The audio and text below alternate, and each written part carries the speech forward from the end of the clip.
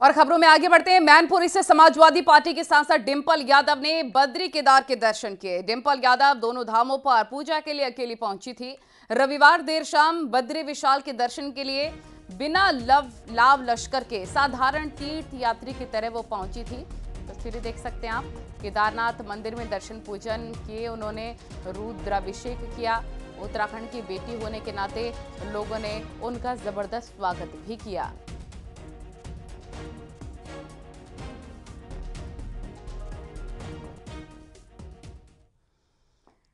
शामली में एनआईए ने छापेमारी की। मामला नाकुआ रोड का है। छापेमारी के दौरान एनआईए ने आईएसआई एजेंट कलीम के माता पिता से घंटों तक पूछताछ की। कलीम को अगस्त महीने में ही शामली से गिरफ्तार किया गया था। कलीम और उसके माता पिता 1 साल तक पाकिस्तान की जेल में बंद थे। उन पर हथियारों की तस्करी का आरोप था। खबर यह भी है कि एनआईए ने कलीम के भाई के घर को सील कर दिया है। कलीम के भाई तहसीम के मकान को सील किया गया। बड़ी खबर शामली से। कलीम के आईएसआई एजेंट होने के सबूत मिले थे, उसके बाद छापेमार कार्रवाई की गई। ये बड़ी खबर आपको हम बता रहे हैं। शहनवाज राणा संवाददाता शामली से हमारे साथ जुड़ गए हैं। शहनवाज, क्या अपडेट है इस पूरी खबर पर? देखिए, सुबह से ही जो एनआईए एसटीएफ की टीम है वो आईएसआई एजेंट कलीम के घर पर छापेमारी कर रही थी। इसी के क्रम में एनआईए ने एक बड़ी कार्रवाई की है। आईएसआई एजेंट जो कलीम है उसके भाई तहसीम के मकान को सील कर दिया है।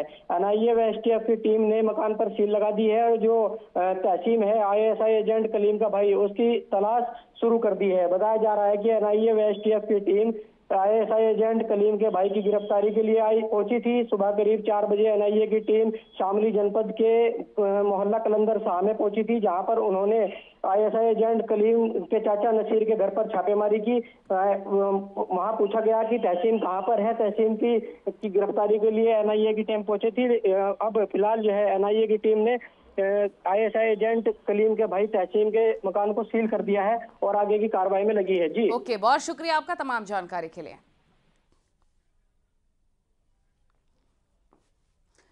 और मेरठ में पटाखों का जखीरा पकड़ा गया है। मुखबिर की सूचना पर अधिकारियों ने छापेमार कार्रवाई की और घर के अंदर से पटाखे बरामद किए हैं। 3 घरों में लाखों के पटाखे बरामद कर लिए गए हैं। ये बड़ी खबर आपको हम बता रहे हैं। मामला वीरू कुआं इलाके का बताया जा रहा है। ये भी बताया जा रहा है कि ये लोग व्हाट्सएप के जरिए पटाखे बेच रहे थे। मौके से वैभव और टीपू नाम के 2 लोगों को पकड़ा गया है।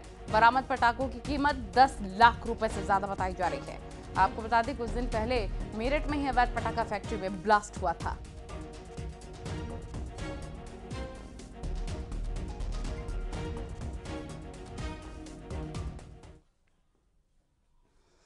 और मिर्जापुर में कपड़े के शोरूम में भीषण आग लग गई। लोगों ने फायर ब्रिगेड की टीम को बुलाया है। आग से लाखों के नुकसान का अनुमान व्यक्त किया जा रहा है। कटरा कोतवाली के बेलतर इलाके की पूरी घटना बताई जा रही है। एक्सक्लूसिवली तस्वीरें इस वक्त आप देख रहे हैं। भीषण आगजनी, धुएं का गुबार। हालांकि आग पर काबू पा लिया गया है। लाखों के नुकसान का अनुमान।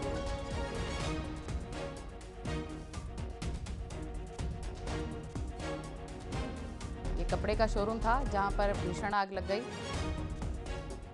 समय रहते ही फायर ब्रिगेड की टीम को बुलाया गया, आग पर काबू पा लिया गया है, लेकिन लाखों के नुकसान का अनुमान व्यक्त किया जा रहा है।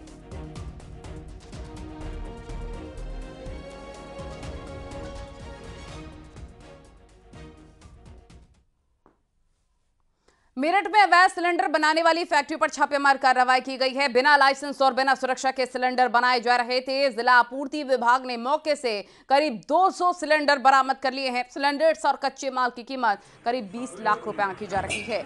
मामला लिसाड़ी गेट थाना इलाके का है। मदीना कॉलोनी में अवैध सिलेंडर बनाने की फैक्ट्री चल रही थी। इस फैक्ट्री में 6 से ज्यादा मजदूर काम कर रहे थे, लेकिन छापे की सूचना मिलते ही मजदूर भाग गए। आपको बता दें कि यहाँ सिलेंडर बिना मानकों के तैयार किया जा रहा था। इनमें एलपीजी गैस भरकर मार्केट में बेचा जाता है। बिना मानक के सिलेंडर बेचना लोगों की जान से खिलवाड़ करना है।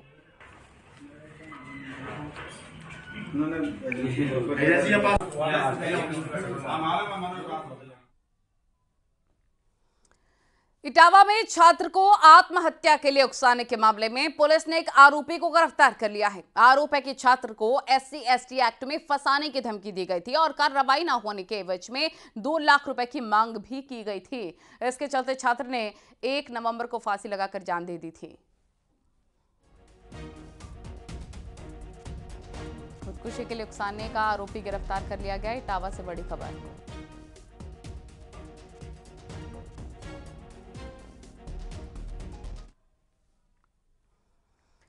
शाहजहांपुर में अवैध कॉलोनियों के खिलाफ अभियान शुरू कर दिया गया है। इस क्रम में हाईवे किनारे बन रही अवैध कॉलोनियों की प्लॉटिंग को JCB से ध्वस्त किया गया। इस दौरान भारी संख्या में पुलिस और राजस्व विभाग की टीमें मौजूद रहीं। 3 अवैध कॉलोनियों में हो रही प्लॉटिंग को JCB से उखाड़ फेंक दिया गया। कोतवाली सदर बाजार क्षेत्र में राई खुर्द इलाके में कार्रवाई की गई है। पुलिस और प्रशासन को देखकर प्लॉटिंग करने के आरोपी मौके से भाग खड़े हुए।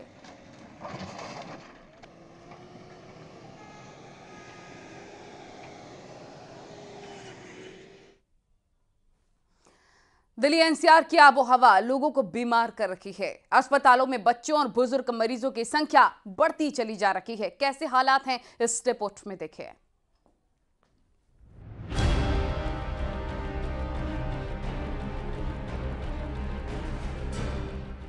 दिल्ली NCR सहित गाजियाबाद में बढ़ता पोल्यूशन आम जनता के लिए परेशानी का सबब बन चुका है।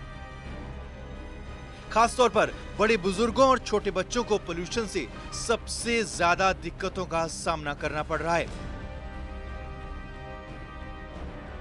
सरकारी अस्पतालों में छोटे बच्चों को दिखाने वाले परिजन और बुजुर्गों को दिखाने वाले लोगों की तादाद बढ़ चुकी है। गाजियाबाद के मुख्य चिकित्सा अधिकारी के मुताबिक OPD में हर रोज 250 बच्चे आते थे। उनकी संख्या बढ़कर 400 तक पहुंच गई है और बुजुर्ग खासकर जिन्हें दमा अस्थमा की दिक्कत थी, उनकी तादाद भी 200 से बढ़कर 300 के करीब पहुंच चुकी है।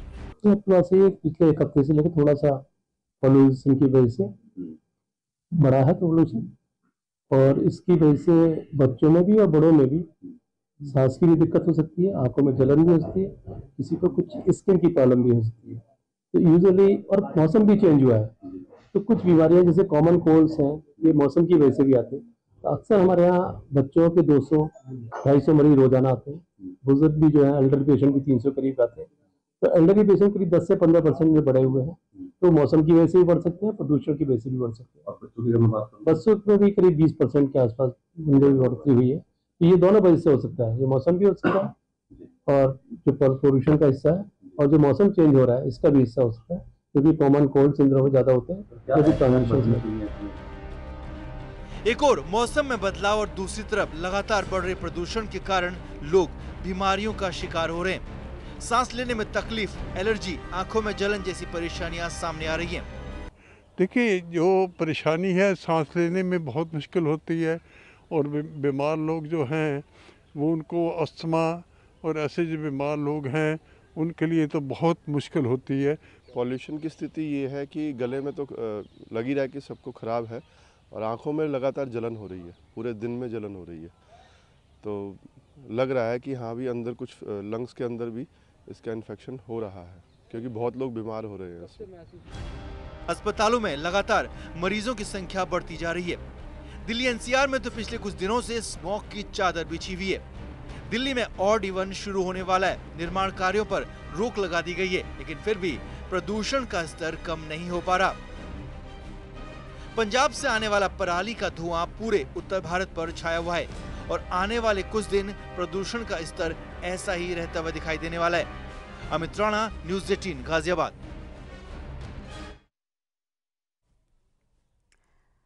और आगे बढ़ते हैं। एक लड़का नशे में सांप के साथ खिलवाड़ करने लग गया। उसे अंदाजा नहीं था कि उसके साथ क्या हो सकता है। आप खुद देखिए मौत से खेलने का अंजाम क्या होता है।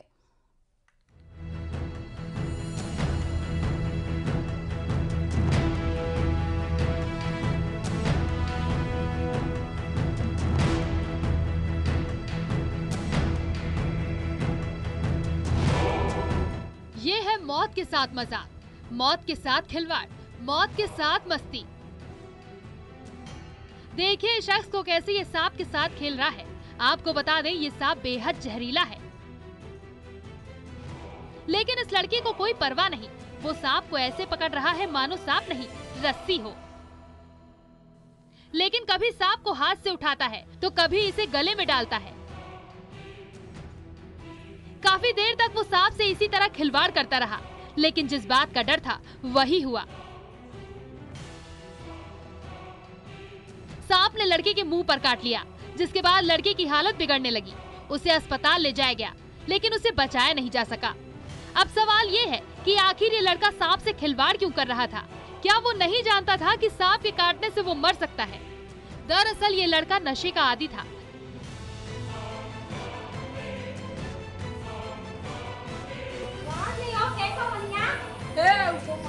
जाओ बोलो, गलत है